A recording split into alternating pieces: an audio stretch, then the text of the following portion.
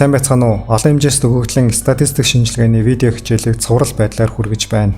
Хичээлийн сэдвүүдийг MySpace намын дэлгүүрт худалдаач буй олон хэмжээст өгөгдлийн статистик шинжилгээ номоос дэлгэрүүлж үзэх боломжтой.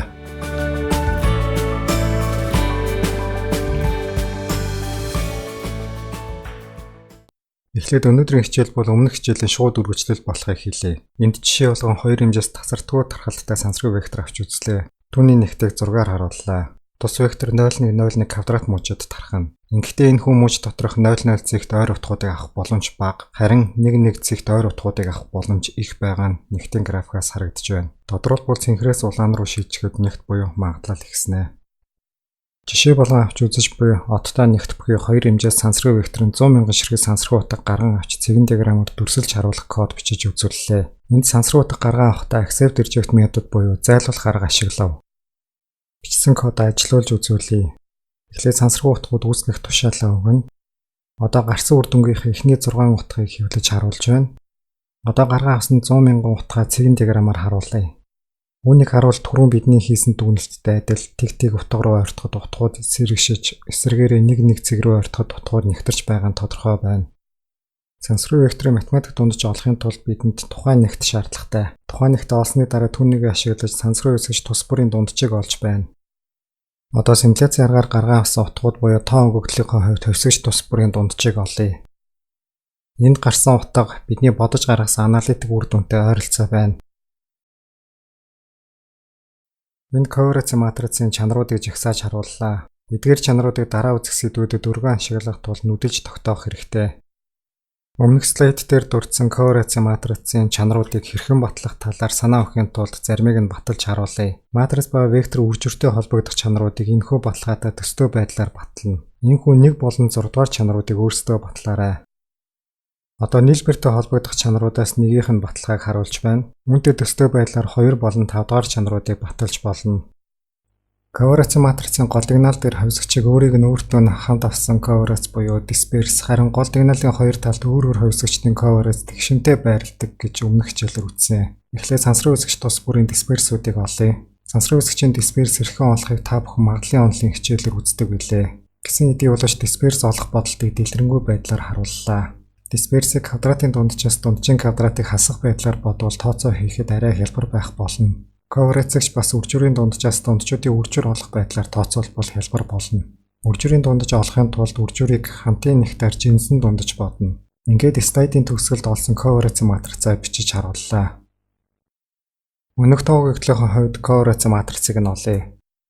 Энд гарсан үр дүн саяхан бодож гаргасан аналитик үр дүнтэй ойролцоо байна. Одоо хичээлийнхэнд авч үзсэн сансрын векторын корреляцийн матрицыг олъё. Энд корреляцийн коэффициент нь корреляцийн коэффициентийг стандарт хазаалтуудад хуваах байдлаар тодорхойлогддгийг санана уу? Бас хувьсгчийг өөрийг нь өөртөө авсан корреляцийн коэффициент илэрхий нэгтэй тэнцүү байдгийг анхааруул корреляцийн матриц энд үзүүлсэн байдлаар олдно. Түүрийн корреляцийн матрицыг R програмдаар core функцийн тусламжтай олно. Энд нөхцөл математик дунджийн тодорхойлолтыг чанаруудынх нь хамт орууллаа. Нөхцөл математик дунджийн нөхцөлд авсан сансрын үсгчийн утгаас хамаарсан функц байдлаар олддог. Нөхцөл математик дунджийн эдгээр чанаруудаас нэгдүгээрхийг нь баталж үзүүлэх болно. Харин бусд нь илэрхий баталгаад хялбар юм аа.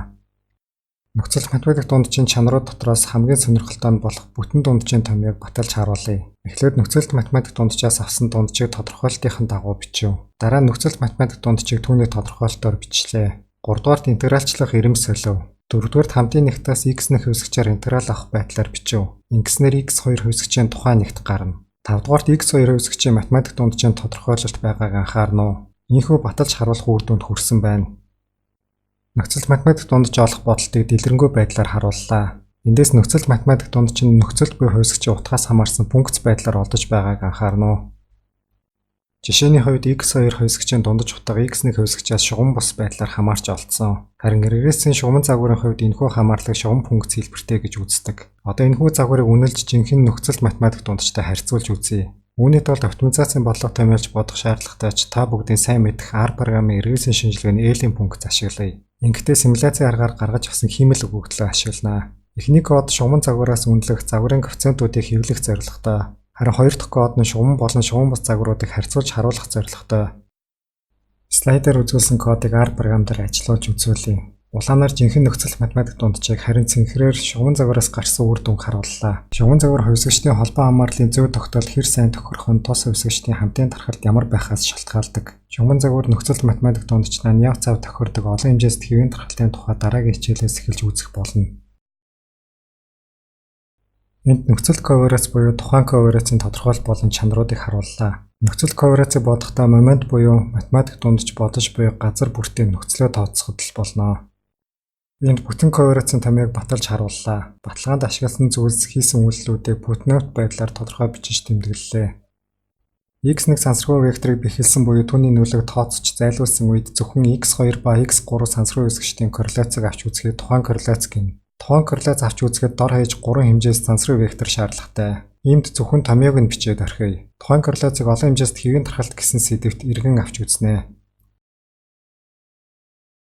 X сансаргуу векторын хувиргалтаар зохиогдох Y сансаргуу векторын нэгтийг олох томьёо слайд дээр харагдаж байна. Энэхүү томьёоны гаргалгааг магадлалын онолын хичээлдэр үздэг тул баталгааг нь авч үзэлгүйгээр шууд хэрэглэх болно. Шумын хувиргалтын хувьд бичигдэх слайдын төгсгөл буй томьёог цаашид олонтоо хэрэглэнэ. Тэмч учраас үүнтэй холбоотой жишээг дараагийн слайд дээр авч үзье.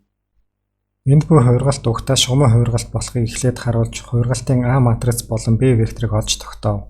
Улмаар томьёонд орлуулах А матрицын тодорхойлагч болон уруу матриц зэргийг олж харуулав. Эцэст нь дээрх бүгдийг томьёонд орлуулж F(y) нэгтийн функцийн илэрхийллийг оллоо. Энэхүү илэрхийлэл Y аргументын тодорхой утгуудад харгалзах бөгөөд түүнийг нь дараагийн слайд дээр олж үзүүлье. Харин бусад утгуудын хувьд тус нэгт тэгтээ тэнцүү юм.